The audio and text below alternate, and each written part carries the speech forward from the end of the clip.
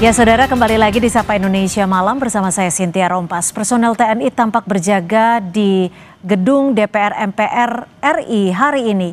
Sejumlah kendaraan taktis juga terparkir di area depan gedung DPR. Penjagaan yang dilakukan TNI ini menyusul pernyataan Menteri Pertahanan Syafri Samsudin yang bilang TNI akan terus disiagakan untuk menjaga kompleks parlemen gedung DPR RI hingga kondisi dinilai kondusif.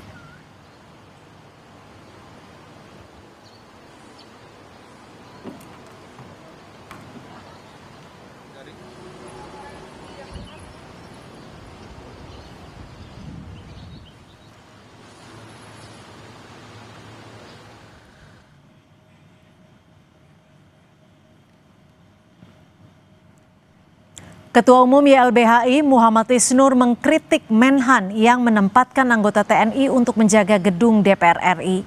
Isnur menyebut penempatan ini tidak tepat. Menurutnya, sesuai mandat konstitusi, TNI bertugas menghadapi ancaman yang mengganggu kedaulatan negara dan tidak menjaga gedung-gedung sipil seperti gedung DPR.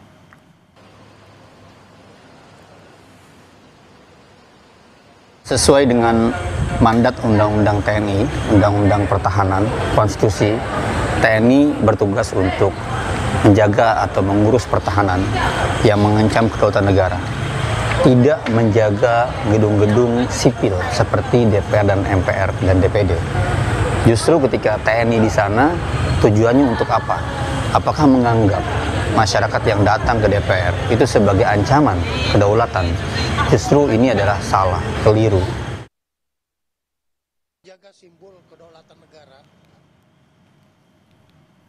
Sebelumnya, Saudara Menteri Pertahanan Syafri Samsudin menegaskan TNI akan terus disiagakan untuk menjaga kompleks parlemen, gedung DPR MPR RI hingga kondisi dinilai kondusif. Menurutnya penjagaan ini ialah simbol kedaulatan negara. Penjagaan pun akan terus dilakukan prajurit TNI hingga kondisi dinilai kondusif.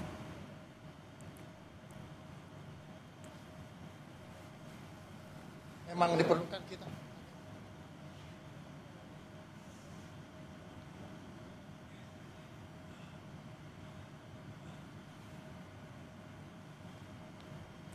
Dan saudara, prajurit TNI dilibatkan dalam pengamanan gedung DPR MPR RI. Kelompok masyarakat sipil menganggap pelibatan itu tidak sejalan dengan prinsip profesionalisme tentara. Kita akan bahas bersama Kepala Badan Intelijen Strategis TNI 2011 hingga 2013, Soleman Ponto, dan juga pengamat militer sekaligus Ketua Badan Pekerja Sentra Inisiatif Al-Araf, dan juga Syarif Hasan sudah bergabung bersama kami di sambungan Zoom. Tapi sebelum kita memulai dialog, kita akan dengarkan pernyataan dari Menhan. TNI akan menjaga simbol kedaulatan negara di DPR. Jadi saya sudah menyetujui dan Panglima akan menindaklanjuti bersama para kepala staf bahwa instalasi DPR akan dijaga oleh TNI. Sampai dengan tadi katanya kondusif, ya, lebih kondusif lagi. Itu artinya saat ini masih belum kondusif ya Pak? Ya, terserah penilaian situasi. Kalau memang diperlukan kita harus ada di tengah-tengah rakyat.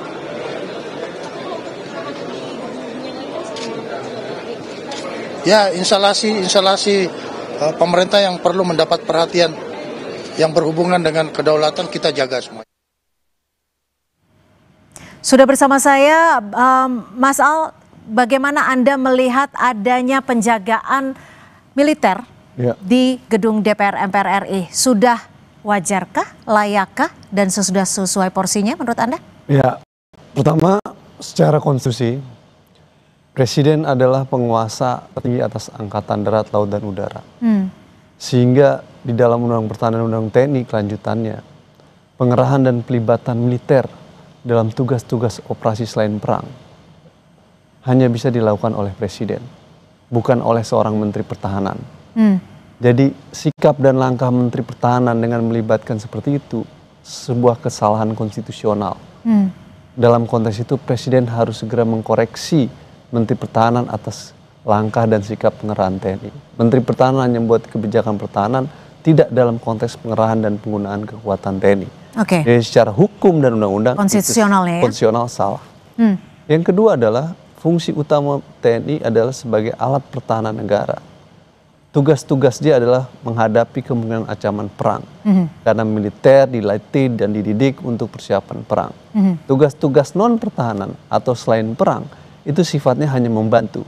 Jika dan kalau kapasitas pemerintahan sipil tidak bisa mengatasi situasi dan kondisi lagi. Dalam konteks ini salah satunya adalah kepolisian. Ya. Dalam situasi kekinian, kapasitas sipil masih bisa mengatasi situasi dan kondisi. Karena tidak ada situasi yang emergensi dalam situasi hari ini. Dalam kondisi normal hari ini. Oke. Dan kapasitas sipil dalam kepolisian pun tidak meminta perbantuan itu dalam konteks kepada Jadi presiden. menurut Anda ini suatu hal Jadi, yang berlebihan? Sesuatu hal yang berlebihan. Karena dalam situasi normal seperti ini, militer seharusnya tidak masuk menjaga wilayah itu. Yang ketiga adalah, ini tidak sejalan dengan suara rakyat gitu ya. Oke. Masyarakat menginginkan dengan agenda 17+8 militer ditarik Ke barat. dari wilayah sipil dan kembali ke barat karena menurut masyarakat ini situasinya normal dalam situasi normal gitu. Oke. Dengan melibatkan militer berada di gedung DPR itu sama saja meletakkan bahwa masyarakat yang melakukan demonstrasi adalah sebagai ancaman gitu. Iya. Padahal masyarakat adalah bagian dari rakyat yang Ya. ingin berpartisipasi dalam demokrasi. bukan Hanya ingin sebagai berkomunikasi ancaman. kepada perwakilannya di Betul. kursi DPR MPR. Ini semakin memperburuk situasi Oke, politik. ditahan sampai di situ, Bang Al. Saya juga akan mencoba ke Pak Soleman. Pak Soleman, sebenarnya ancamannya realnya seperti apa sih sampai harus menempatkan militer di gedung parlemen? Ancaman realnya apa? Yang jelas yang tahu ancaman real itu intelijen. Oke. Pasti itu ada berita intelijen yang masuk bahwa ada ancaman. Sehingga diperlukanlah itu. Tadi kan Pak Safri jelas itu. Itu lambang-lambang kedaulatan. Karena salah satu tugas TNI itu adalah menegakkan kedaulatan, menjaga keutuhan wilayah, melindungi segenap bangsa. Itu tugasnya. Lalu tadi tidak selalu membantu polisi, tidak ada perbantuan pada polisi. Tapi kan kalau itu dilihat banyak. saat ini, Pak Soleman, maaf saya potong, Ya. kondisinya masih terbilang aman, masyarakat Ya. juga hanya ingin berkomunikasi dengan anggota dewan. Gini, itu untuk mata masyarakat sipil aman, untuk mata intelijen kan beda. The news behind the news kita melihat, kan tidak selalu melihat yang ada di depan. Buktinya aman-aman gedung DPR ada yang terbakar di mana-mana kan. Nah kan itu, jadi kita tidak bisa selalu melihat aman-aman di permukaan. Tapi kalau kita flashback ke Tapi kalau kita flashback ke kericuhan di Agustus lalu, itu kan memang ada indikasi tidak tersampaikannya keinginan rakyat untuk bertemu dengan wakilnya. Iya, boleh kan itu, tapi kan tidak sampai bakar-bakar. Yang ditakuti kan sampai bakar-bakar. Ya bakar-bakar pasti bukan orang-orang yang ingin bercerita dengan DPR kan. Pasti banyak penumpang-penumpang gelap yang ingin begitu. Itulah yang menjadi sasaran. Oke. Dan jangan dikira selalu TNI itu membantu Polri. Tidak. Kita bisa lihat pasal 7 ayat 2 huruf ABCDE, huruf E. Mengamankan objek vital nasional yang bersifat strategis. Salah satunya apa? Gedung DPR. Jadi tidak selalu membantu polisi. Tapi kan Gitu. fungsi, oke, sebelum saya lanjutkan pertanyaan ke Nah, Anda, itu undang-undang. Jangan lupa itu undang-undang. Jadi kita tidak usah perbincangkan. Karena itu undang-undang TNI seperti begitu. Kenapa itu? Ya tanya pembuat undang-undang. Lain kalau tidak ada undang-undang. Jadi Tugas menurut Anda TNI saat ini adalah sudah mengancam kedaulatan negara seperti itu sehingga TNI harus diturunkan di DPR? Kan bukan kedaulatan negara, lambang-lambang kedaulatan itu kan juga kedaulatan. Coba baca, apa yang disebut menegakkan kedaulatan? Menjaga pemerintah supaya bisa aman dan tentram melaksanakan tugasnya. Tidak selalu kedaulatan itu langsung tembak-tembakan, tidak selalu begitu. Itu kan makanya dibaca di belakangnya itu apa isinya. Itu ada tulisannya. Baik, sebelum saya ke Pak Syarif Hasan, Anda sepakat? Bang Ya, gini, Undang-Undang TNI nomor 3 2025 hasil revisi itu menjelaskan tugas TNI adalah untuk operasi perang, pasal 7 ayat 2, dan operasi untuk selain perang. Salah satu operasi selain perangnya adalah mengamankan objek vital strategis. Tapi harus dilihat bahwa di aturan berikutnya akan diatur lebih lanjut melalui peraturan pemerintah. Nah sampai sekarang peraturan pemerintah tidak ada. Maka basis kita balik kepada konstitusi hanya bisa dilakukan jika ada keputusan presiden. Karena presidenlah yang memiliki kekuatan atas angkatan laut dan angkatan darat dan angkatan udara. Jadi nggak bisa seorang menteri pertahanan melibatkan militer dalam menjaga objek vital. Itu sesuatu yang salah dan keliru. Jadi gitu. artinya ordernya harus langsung by dari presiden. RI 1. Iya, harus by Oke. presiden, bukan oleh seorang menteri pertahanan. Itu kesalahan dalam konteks ini, dalam membaca pasal 7 dan konstitusi ya. Yang kedua adalah yang lebih penting harus dipahami, ini rumah rakyat. Gedung Perwakilan DPR itu rakyat. rumah rakyat. Anggota DPR itu dipilih oleh rakyat. Sehingga dia harusnya dibuka ruang sebesar mungkin buat rakyat menyampaikan partisipasinya.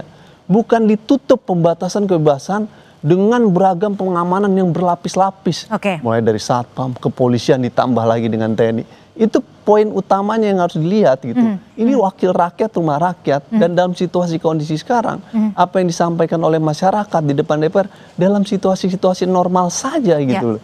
Dalam konteks itu kalau ada informasi intelijen dalam konteks pengamanan, maka informasi intelijen itu harus dilihat dalam tahapan eskalasinya sampai level mana kemudian militer akan dilibatkan, dan lagi-lagi otoritasnya hanya presiden. Oke. Ini kan tidak dilakukan oleh Menteri Pertahanan. Di situ menjadi kesalahan. Atau mungkin sebenarnya ada mandat khusus dari RI 1 ke Menhan? Oh, tidak bisa dalam konteks pelibatan dan penggunaan dalam situasi seperti ini untuk pengerahan militer hanya bisa disampaikan oleh presiden, Oke. bukan seorang Menteri Pertahanan. Ya, Pak Syarif, berdasarkan pengalaman Anda, ini kan penjagaan militer di gedung Dewan disebutkan sampai kondisi kondusif agar wakil rakyat bisa bekerja dengan tenang. Berdasarkan pengalaman Anda, apakah dengan kondisi yang saat ini terjadi, khususnya di Jakarta dan juga sejumlah daerah, diperlukan pengamanan dari militer? Iya, pengamanan dari militer itu kan ada tentu rambu-rambu yang masuk kepada pemerintah dalam hal ini bagaimana untuk menjaga institusi yang vital dari pemerintah, khususnya dari anggota, termasuk dalamnya di anggota DPR. Karena anggota DPR ini kan sudah, sekalipun mereka itu adalah wakil rakyat, tetapi secara undang-undang mereka adalah bagian daripada konstitusi negara, sehingga pemerintah dan negara dalam hal ini wajib untuk melindungi apabila ada indikasi yang ditengarai akan merusak ataupun mengganggu ataupun artinya mengganggu keselamatan mereka, kan mereka juga warga negara. Dan Perlindungannya itu harus dari militer seperti itu, Pak Syarif? Dan memang undang-undang TNI yang nomor 3 tahun 2025 yang baru disahkan itu memang sudah memungkinkan bahwa tugas TNI operasi militer selain perang memang sudah diatur di situ di dalam hal untuk menjaga keamanan ataupun alat strategis, tempat-tempat strategis dari negara. Nah, karena pemerintah dalam hal ini yang sudah menganggap mungkin ya sudah mengganggu ketentraman institusi, sehingga diperlukan, karena memang di situ di operasi militer selain perang di situ tidak dijelaskan, perlu bahwa itu tidak memungkinkan untuk tidak memakai pertimbangan politik. Nah, jadi dalam hal ini sah-sah saja ya kalau ada pengerahan TNI di situ, dan itu adalah untuk menjaga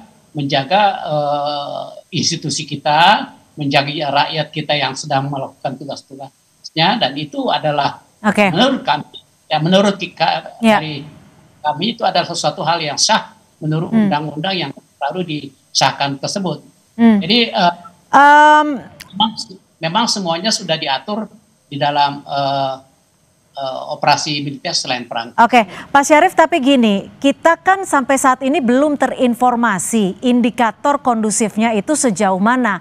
Karena ini sebagai masyarakat awam ya, saya berangkat dari rumah di kawasan Jakarta Utara sampai kawasan Palmerah masih merasa aman.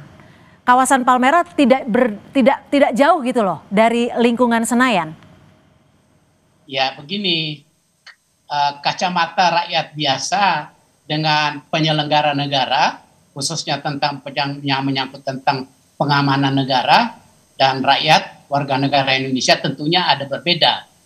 Ada yang tidak disadari oleh kacamata seorang warga negara biasa terhadap situasi yang sebenarnya mencekam, sebenarnya ada bisa mengancam keutuhan wilayah dan keutuhan keamanan dari institusi-institusi pemerintah. Dan itu yang membaca itu adalah petugas-petugas dari intelijen, petugas-petugas dari aparat negara yang berwenang dalam hal ini. Jadi memang belum ada indikatornya ya Pak Syarif ya? Kalau menurut Anda ya? Indikatornya kan tidak perlu disampaikan kepada secara terbuka.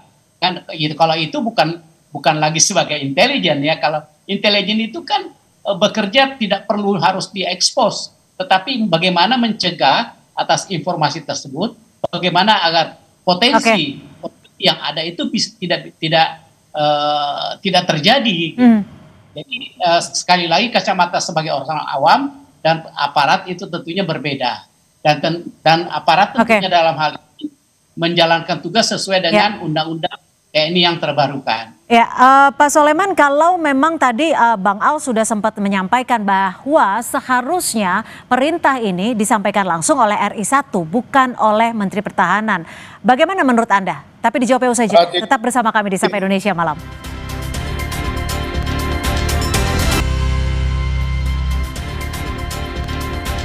Dan saudara, sejumlah anggota TNI saat ini masih melakukan pengamanan di sekitar gedung DPR MPR RI Senayan, Jakarta. Saya akan ke Pak Soleman. Pak Soleman, kalau tadi Bang Al sudah menyampaikan seharusnya perintah pengamanan ini dikeluarkan langsung oleh RI1, Pak Presiden Prabowo, bukan oleh Menhan. Bagaimana perspektif Anda?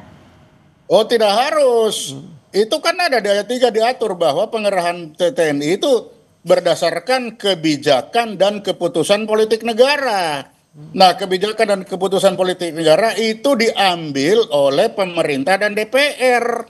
Nah, saat ini Menko Polkam kan ad interimnya Menhan. Jadi tidak salah Menhan menyampaikan itu sudah bersama-sama pasti dengan DPR. Jadi secara penyampaian itu sudah tidak ada masalah di situ. Dalam keadaan darurat, ya itu tadi, kalau dalam keadaan darurat baru presiden itu mengerahkan langsung. Ya berarti sekarang belum dalam keadaan darurat dong Pak Soleman. Ya iya. Kondusif dong. Makanya kalau belum keadaan darurat, penempatannya itu berdasarkan kebijakan dan keputusan politik negara. Yaitu putusan antara pemerintah dan DPR. Mereka artinya ada request khusus begitu dari DPR? Untuk dilakukan pengamanan? Ada, pasti ada. Makanya pemerintah dan DPR meeting, hasilnya namanya kebijakan dan keputusan politik negara. Itu kalau seperti sekarang.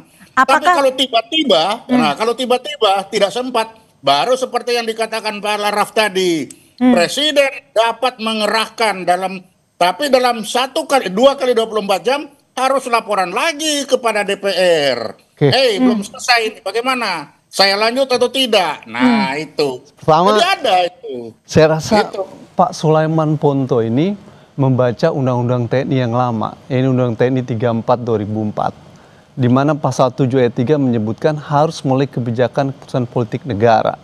Yang dimaksud itu adalah keputusan presiden dengan pertimbangan DPR. Dijelaskan di dalam pasal 7 Undang-Undang TNI yang lama. Kalau yang sayangnya di Undang-Undang yang baru, Tadi dulu Pak, di Undang-Undang yang baru, pasal 7 ayat 3 itu udah dihapus. Jadi yang dimaksud Pak Sulaiman Ponto tentang keputusan politik negara itu udah dihapus. Pak Syarif juga tahu, itu udah nggak ada.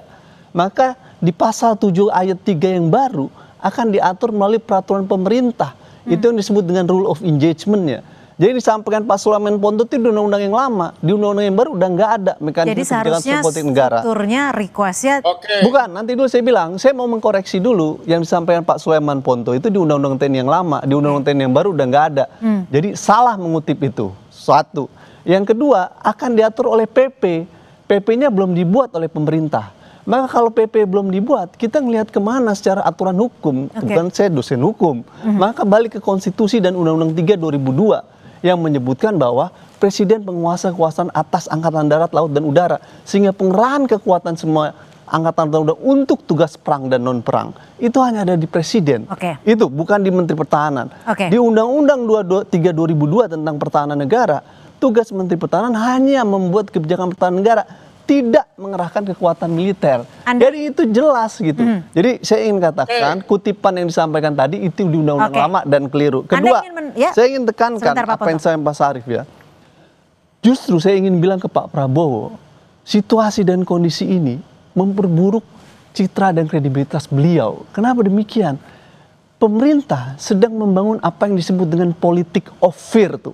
Politik ketakutan pada masyarakat dengan melakukan sekuritisasi isu, di mana semua isu sosial politik ditarik ke dalam isu keamanan nasional yang biasanya mengedepankan pembatasan terhadap kebebasan dan melimitasi ruang-ruang kebebasan, sehingga aspirasi masyarakat di dalam ruang gedung DPR dianggap sebagai ancaman, maka pengerahan kekuatan militer dilibatkan.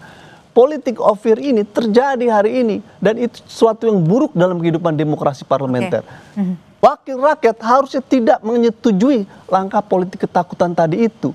Situasi normal ini dibangun dalam kerangka demokrasi dan kebebasan. Biarkan norma-norma aktor keamanan bekerja.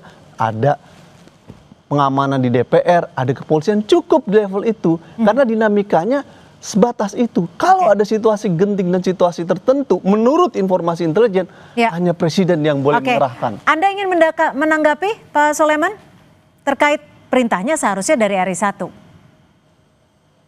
Dan peraturannya, mic Anda, audio Anda masih tertutup, mohon maaf. Oke, jadi nah sekarang ya boleh? Silakan. Nanti. Silakan. Oke, jadi kalau betul itu sudah tidak ada. Nah saya kasih tahu doktrin ya, ini doktrin di militer. Kalau yang lama sudah hilang, yang baru belum ada, kita kembali yang lama. Karena kita tidak bisa menunggu. Nanti nunggu-nunggu tunggu berkelamaan, jadi kita pakai yang lama. Masa kita mau turun nanti sudah terjadi sesuatu? Jadi kalau enggak ada, ya sudah yang lama pakai dulu. Mau benar apa tadi, itu urusan nanti itu. Tapi yang penting ini sudah dijalankan, kan itu dulu. Ya mungkin undang-undang yang dirubah. Kita bicara, mengapa harus kita juga harus menjamin ketakutan para anggota DPR ada yang di dalam.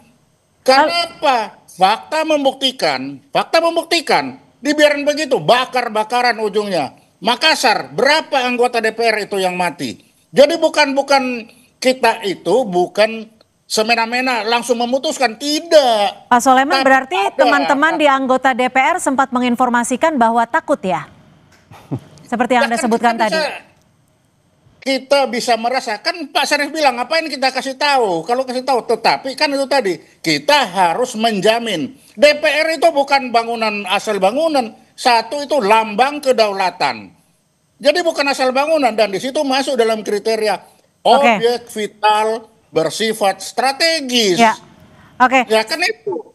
Jadi jangan melihat dari kebebasan lalu sebebas-bebasnya. Fakta membuktikan kebebasan menghasilkan kehancuran. Itu yang kita jaga, gitu. Kebebasan menghasilkan demokrasi, bukan menghasilkan kehancuran tuh.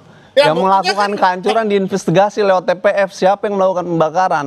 Dan itu proses harus dibentuk negara. Faktanya kita tentara itu tidak pakai pikiran, hanya melihat fakta hancur.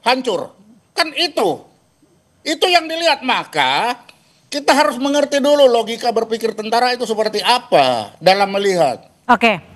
Jangan kita disuruh mikir aturan perundangan, yang nggak masuk. Tentara itu nggak mikir itu. Ya, memang soal pokoknya bukan di tentara, soalnya otoritas yang mengerahkan salah, bukan Menteri Pertahanan. Bagi tentara nggak pusing dengan itu. Tapi yang pernah ada apa? Oh ini PP belum ada. Lah kalau PP belum ada gimana? Pakai yang lama. Karena itu yang ada. Kalau PP belum ada, pakai konstitusi dan Undang-Undang 3 2002. Undang-undang yang lama nggak boleh dipakai. Itu secara hukum tidak bisa digunakan undang-undang yang lama, karena undang-undang yang baru lah yang dipakai. Itu ada azasnya, Pak. Azas yang berlaku hukum. Tapi bagi ahli tentara tidak. Doktrin tentara, ketika belum ada yang baru, kembali ke yang lama. Ini bicara negara hukum. Kita bicara hukum, bukan bicara doktrin. Kalau tentara dianggap salah, ya tentara siap kita pertanggungjawabkan. Tapi bagi kita, ketika PP nggak ada. Oke. Berarti artinya ada perbedaan cara pandang ya antara. Bukan perbedaan cara pandang. Gimana dong? Dalam ini kan negara berdasarkan hukum, doktrin kalau kata Pak Soleman. Dalam negara hukum, ada undang-undang dasar, ada undang-undang, ada PP, ada peraturan daerah. Kita hidup bernegara harus mengacu kepada itu, bukan kepada karena doktrin. kita konstitusi berdasarkan. Betul, berdasarkan konstitusi. Oleh karena itu bicara kita ada di konstitusi dan undang-undang. Doktrin itu milik internal militer. Pengerahan kekuatan TNI itu dalam konstruksi negara konstitusional harus berpijak pada konstitusi dan undang-undang, bukan kepada doktrin. Pengerahan kekuatan TNI dalam konstitusi hanya di tangan presiden. Tugasnya DPR dan pemerintah buat peraturan pemerintah. Jangan digeser-geser diskusi kita, karena diskusi kita di negara hukum. Baik, saya ke Pak Syarif. Pak Syarif, kalau tadi disebutkan bahwa memang ada keinginan, permintaan dari DPR RI untuk meminta pengamanan seperti yang tadi disampaikan oleh Pak Soleman. Apakah memang sudah se-necessary itu, sudah se-urgent itu? Karena kan kalau kita lihat sendiri gedung dewan, anggota parlemen itu seharusnya bisa berkomunikasi dengan rakyat. Karena yang kita junjung tinggi di sini adalah juga demokrasi. Gimana Pak Syarif menjawab itu? Jadi sekarang ini kan untuk mengatasi kejadian peristiwa minggu lalu itu, yang kita lihat akibatnya yang sangat luar biasa dan memprihatinkan kita semua. Kita lihat gerbang DPR itu hampir rubuh, sementara di daerah sudah ada yang dibakar, hampir seluruh Indonesia sudah mulai ada gerakan untuk menghancurkan gedung-gedung DPR dan sebagainya. Kemudian anggota DPR, rumah anggota DPR juga sudah dijarah dan sebagainya, bahkan Menteri Keuangan juga dijarah rumahnya dan sebagainya. Tentu ini pemerintah harus mengatasi persoalan ini. Nah, tentunya dalam hal ini pemerintah harus mengimplementasikan undang-undang TNI. Nah, sementara undang-undang TNI tadi katakan PP-nya belum, ya, aturan pemerintah belum, ya. Tetapi di undang-undang TNI yang sudah terbaru, sudah direvisi itu juga memungkinkan bahwa penugasan operasi militer selain perang itu memungkinkan untuk dilakukan tanpa pertimbangan politik. Itu jelas. Nah, artinya apa? Apa yang dilakukan oleh pemerintah untuk mencegah terjadinya kerusuhan yang berkelanjutan lagi, akan muncul kerusuhan yang akan menjatuhkan gradasi kepercayaan masyarakat dan luar negeri terhadap Indonesia. Di mana kita sedang membangun untuk kepentingan Indonesia, dan kalau itu terhambat akan merugikan rakyat Indonesia. Sehingga apa yang dilakukan oleh pemerintah ini menempatkan militer di tempat-tempat yang sangat strategis. Nah, sekalipun itu ada yang berpandangan ini tidak demokratis, nggak apa-apa, ini kan demi kepentingan bangsa dan memang sudah sesuai dengan undang-undang nomor 3 tahun 2025 memungkinkan untuk menempatkan itu. Nah, bahwa ada yang berpandangan lain itu nggak apa-apa. Namanya juga negara kita ini negara demokrasi. Tetapi bagi saya dan bagi Partai Demokrat, apa yang dilakukan oleh pemerintah ini itu sudah betul-betul menjalankan undang-undang TNI yang terbaru nomor 3 tahun 2025. Di situ jelas dikatakan operasi militer selain perang itu dimungkinkan untuk dilakukan tanpa pertimbangan politik. Nah, kalau yang namanya tanpa pertimbangan politik itu artinya harus melalui presiden dan DPR dan dipertanggungjawabkan kembali. Ini nggak perlu, ini kita dalam keadaan katakanlah emergensi, dan ada kemungkinan untuk muncul ekses yang sangat menakutkan buat kita, dan ini yang dirugikan adalah rakyat Indonesia sendiri. Semua dirugikan. Pak Syarif, otoritas yang kita persoalkan satu pokok adalah Anda yang merevisi Undang-Undang 3 2025 yang menghapus pasal 7 ayat 3 yang baik itu, lalu Anda rubah menjadi peraturan pemerintah dan pemerintah belum membuat PP. Jadi Anda memberikan cek kosong tuh yang membuat kondisi sekarang menjadi kacau. Itu poin pertama. Pada waktu itu kita menyatakan jangan hapus pasal itu, tetap keputusan politik negara. Tapi DPR menghapus itu menjadi PP. Sekarang PP-nya belum dibuat. Lalu Anda katakan ini kosong, pakai yang mana? Tentu kalau kita secara hukum pakai konstitusi dan Undang-Undang Pertahanan 3 2002 yang secara jelas menyebutkan otoritas pengerahan dan penggunaan untuk operasi-operasi perang atau selain perang ada di tangan presiden. hanya presiden yang boleh mengerahkan kekuatan militer, bukan Menteri Pertahanan. Saya rasa sebagai anggota Komisi 1 Anda sangat memahami bahwa Menteri Pertahanan tugasnya buat kebijakan pertahanan. Tugas presiden lah yang menggunakan pengurangan kekuatan TNI. Tidak ada yang melarang pelibatan militer dalam konteks operasi selain perang. Otoritas yang mengerahkan itu yang salah dan keliru, bukan Menteri Pertahanan. Gitu kira-kira kalau kita membaca logika konstitusionalnya, harusnya di presiden. Jadi saya ingin katakan, kekacauan situasi hari ini itu karena Anda membangun cek kosong di dalam Undang-Undang TNI yang tadinya indah dan bagus di Undang-Undang 34 2004 sebagaimana disampaikan Pak Sulaiman Ponto, harusnya melalui keputusan politik negara, tapi Anda hapus dan diserahkan kepada presiden aturan lainnya untuk melalui peraturan pemerintah. Sementara peraturan pemerintah sampai sekarang belum dibuat PP-nya. Itu yang kita kan sebagai cek kosong. Tapi dalam logika hukum, ketika ada situasi kekosongan hukum seperti itu, mana yang digunakan? Konstitusi balik lagi bahwa presiden adalah penguasa atas angkatan darat dan udara, sehingga hanya presiden yang boleh mengerahkan, bukan Menteri Pertahanan.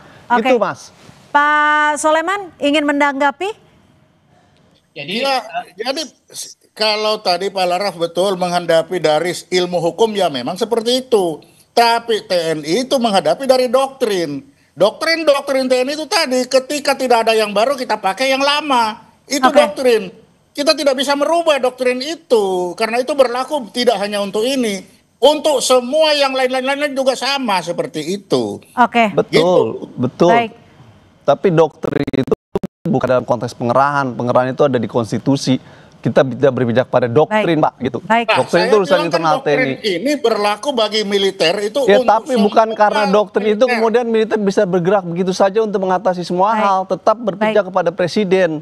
Karena kita bicara dalam konteks negara hukum dan negara konstitusi. Baik, sayang sekali waktu kita sudah habis dalam dialog di sesi ini. Nanti mungkin akan ada sesi berikutnya untuk kita membahas lebih lanjut terkait pengamanan militer di gedung parlemen, di gedung DPR Senayan. Terima kasih Pak Sulaiman Ponto, terima kasih Bang Al, dan juga terima kasih Pak Syarif sudah berbagi perspektif di Sapa Indonesia Malam. Terima kasih.